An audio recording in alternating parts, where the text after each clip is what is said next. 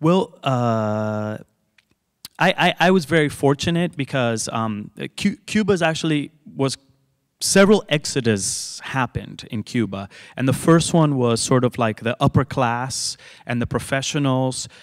Everybody just left the island. I was very fortunate that my uncle had married someone who was in the upper class, and they left in the 60s. So I had an immediate connection to someone who had gotten out nice and early, even though it still took us forever to start. We took us like 25 years to get the entire family out, because you can only leave by their permission.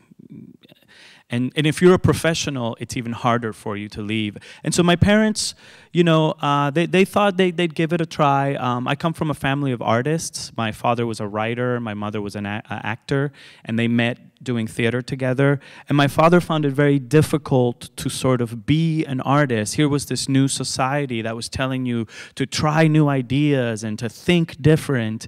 And a lot of his plays, they would rehearse, and then they would get shut down. They would get someone from this G2, which is the secret police, would show up, see the play, and then close it the next night. And so he found that very frustrating. And so he, no, you can't do. You need to rehearse for 6 months. And so they decided to leave the country. Now, here's the interesting part. The Cuban society, you know, it's all about this new society, and you're either a part of it or you're not. So the minute my parents applied to leave Cuba, they were considered worms. Yeah, and they were ostracized. So they were fired from their jobs, which is, in a communist society, the government runs everything. They own the factories, they own the theaters. So my parents sort of had to make a living outside of the society. My mom would sort of became a manicurist, painting nails. She did a lot of knitting, embroidering, selling whatever she could. And my father went to work for the Spanish news agency, EFE, and switched. All of a sudden, his writing skills, he became a journalist. Eventually, the permission came through, and my father was able to leave, but because his brother, in the long process, my uncle called for his mother to come over, and that's the only one that got permission, was his mother. My grandmother called her family, her son and his wife and children.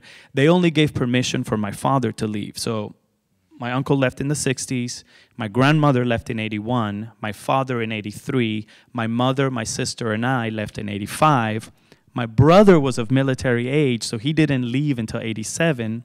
And it wasn't until 1997 that we were able to get the last sort of remnants of the family out. For me, it was a very joyous time, because if you've ever met a Cuban, you realize that they're very passionate, and don't ever talk to them about politics or baseball, though. That's.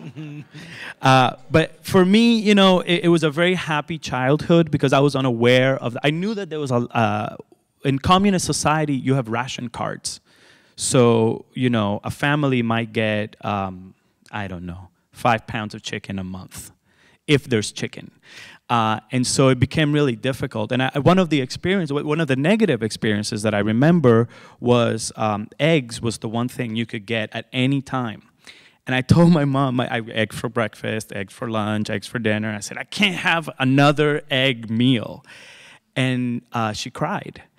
And that's the last, every day after that, I was like, eggs, awesome.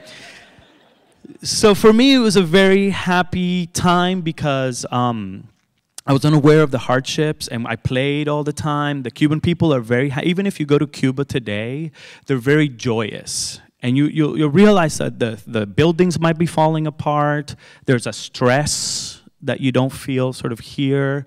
But everyone's happy.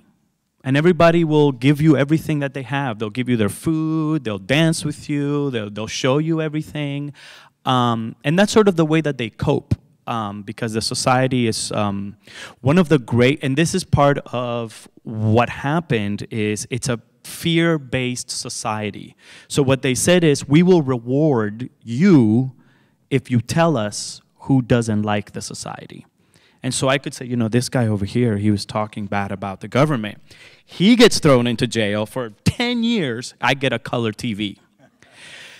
So you never know really who you can talk in front of. So, you know, there's sort of this fear. And when you go to the island, you feel this tension. But I was a little boy, so I loved it. And once we got out, I've gone back twice. And I left in 1985. Oh, one thing I wanted to mention is the fear was really real because they would attack you if you wanted to leave the country. I remember when I left the country in 1985, we had to leave in the middle of the night, and with lots of my brother's 18-year-old male friends as an escort to make sure that we weren't attacked. Because they had these things called acts of repugnance, which was like, if you're not a part of the society, well, then get out, and we don't want you here, and take that, and take this. And so the fear was really real. You didn't want to say that you were leaving because you could get beat up, and you could get, you know, humiliated. There's an exodus you're probably familiar with if you've seen the movie Scarface, which is Mariel. And this was very similar to the Pedro Pan. This was like a tiny opportunity that got blown way out of proportion, right? Some visas were given to the Pedro Pan, and it was going to be a couple of hundred kids. All of a sudden, it was 14,000 kids that got out. Same thing in Mariel in the 1980s. It was this one opportunity, and Castro said, whoever wants to leave can leave. And thousands of people, you know, left the island.